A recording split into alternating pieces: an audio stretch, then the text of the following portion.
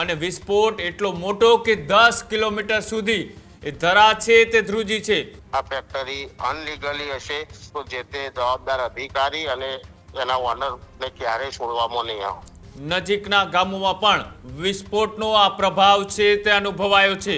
વિસ્ફોટથી વિસ્તારમાં અફરાતફરીનો માહોલ પણ સર્જાયો। તમામ અધિકારીઓ ઉપર કાયદેસરની કાર્યવાહી કરવામાં આવશે। આખો વિડીયો જોતા પહેલા હજુ પણ અમારી ચેનલને સબસ્ક્રાઇબ નથી કરી તો યુટ્યુબ પર સબસ્ક્રાઇબ કરો અને ફેસબુક અને ઇન્સ્ટાગ્રામ પર ફોલો કરો।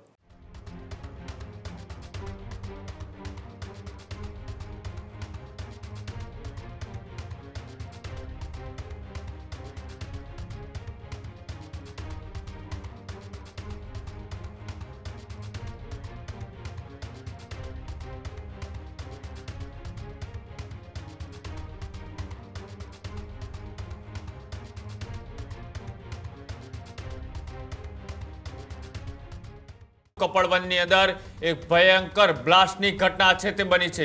કપડવંજની અંદર ફટાકડાની ફેક્ટરીની અંદર એ બ્લાસ્ટની ઘટના છે તે બની છે। ડમ્પિંગ સ્ટેશન સામે આવેલી ફેક્ટરીમાં એ બ્લાસ્ટ થયો છે। વિસ્ફોટથી 10 કિલોમીટર સુધી એ ધ્રજા છે તે ધૂરી છે। વિસ્ફોટની ઘટનામાં 5 થી 6 લોકો ઇજાગ્રસ્ત થયા છે। બ્લાસ્ટ બાદ લોકોના ટોળે ટોળાએ ઘટના સ્થળે ઉમટ્યા છે। નજીકના ગામોમાં પણ વિસ્ફોટનો આ પ્રભાવ છે તે અનુભવાયો છે। ગેરકાયદેસર રીતે ફેક્ટરી ચાલતી હોવાના પણ આક્ષેપો થયા છે। વિસ્ફોટથી વિસ્તારમાં અફરાતફરીનો માહોલ પણ સર્જાયો। ઈજાગ્રસ્તોને સારવાર માટે અત્યારે તાત્કાલિક હોસ્પિટલે ખસેડવામાં આવ્યા છે। બ્લાસ્ટના કારણો અંગે અત્યારે તપાસ કરવામાં આવી રહી છે। કપડવંજની અંદર કે જ્યાં ફટાકડાની ફેક્ટરીની અંદર ભયંકર વિસ્ફોટની ઘટના બની છે। ડમ્પિંગ સ્ટેશન સામે આવેલી ફેક્ટરીની અંદર આ બ્લાસ્ટ થયો છે અને વિસ્ફોટ એટલો મોટો કે 10 કિલોમીટર સુધી એ ધરા છે તે ધ્રુજી છે। આજે આખી ઘટના છે તેને લઈ અત્યારે આપણી સાથે કપડવંજના ધારાસભ્ય આપણી સાથે જોડાયા છે રાજેશ ઝાલા। રાજેશભાઈ ખૂબ ખૂબ સ્વાગત છે। રાજેશભાઈ, આજે આખી ઘટના બની છે, કયા કારણોસર બની, કેટલા લોકો ઈજાગ્રસ્ત થયા છે, કેટલા લોકોની બચાવ કામગીરી અત્યાર સુધીમાં કરી લેવામાં આવી છે, અત્યારે કેવી સ્થિતિ છે? સમગ્ર ઘટના આજે સવારે બની। ઘટના બની એ વખતે હું મારી વિધાનસભાના કરનાલ તાલુકાના એક ગામડાની અંદર કાર્યક્રમમાં હતો।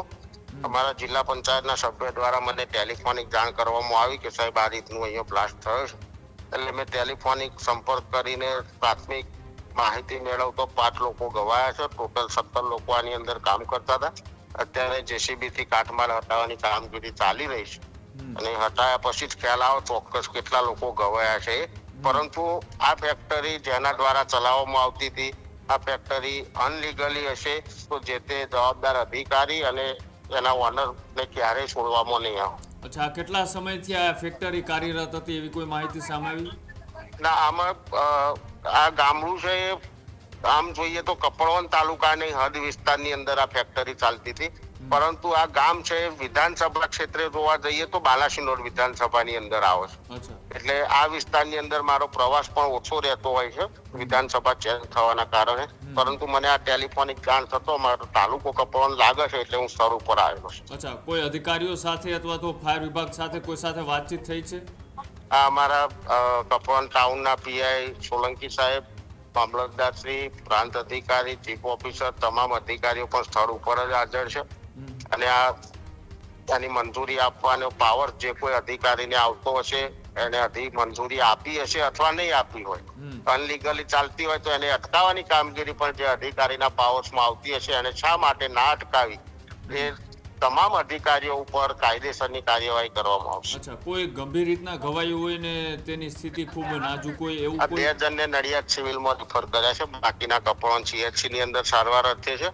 બાકી અત્યારે જેસીબી થી કાટમાળ હટાવવાની કામગીરી ચાલે છે, પછી ખ્યાલ આવે ચોક્કસ હોકો। જી જી, બિલકુલ આભાર જોડાવા બદલ। તો ધારાસભ્યએ સ્પષ્ટ આદેશ આપ્યા છે કે જે પણ કોઈ જવાબદાર હશે તેમની સામે કાયદેસરની કાર્યવાહી છે તે કરવામાં આવશે। આ ફેક્ટરી લીગલ હતી કે અનલીગલ હતી તેની પણ તપાસ છે તે કરવામાં આવશે અને સાથે જ જે રીતના ઈજાગ્રસ્ત લોકો છે તેમને તાત્કાલિક હોસ્પિટલ ખાતે ખસેડવામાં આવ્યા છે। 2 લોકોની તબિયત એ ખૂબ નાજુક અને ખરાબ હોવાના કારણે તેઓને નડિયાદ હોસ્પિટલ ખાતે રિફર કરવામાં આવ્યા છે। બીજા તમામ લોકોને અલગ અલગ હોસ્પિટલની અંદર અત્યારે ખસેડવામાં આવ્યા છે અને સાથે જ અત્યારે તમામ અધિકારીઓ એ ઘટના સ્થળ ઉપર છે. ધારાસભ્ય પણ ઘટના સ્થળ ઉપર પહોંચી ચૂક્યા છે.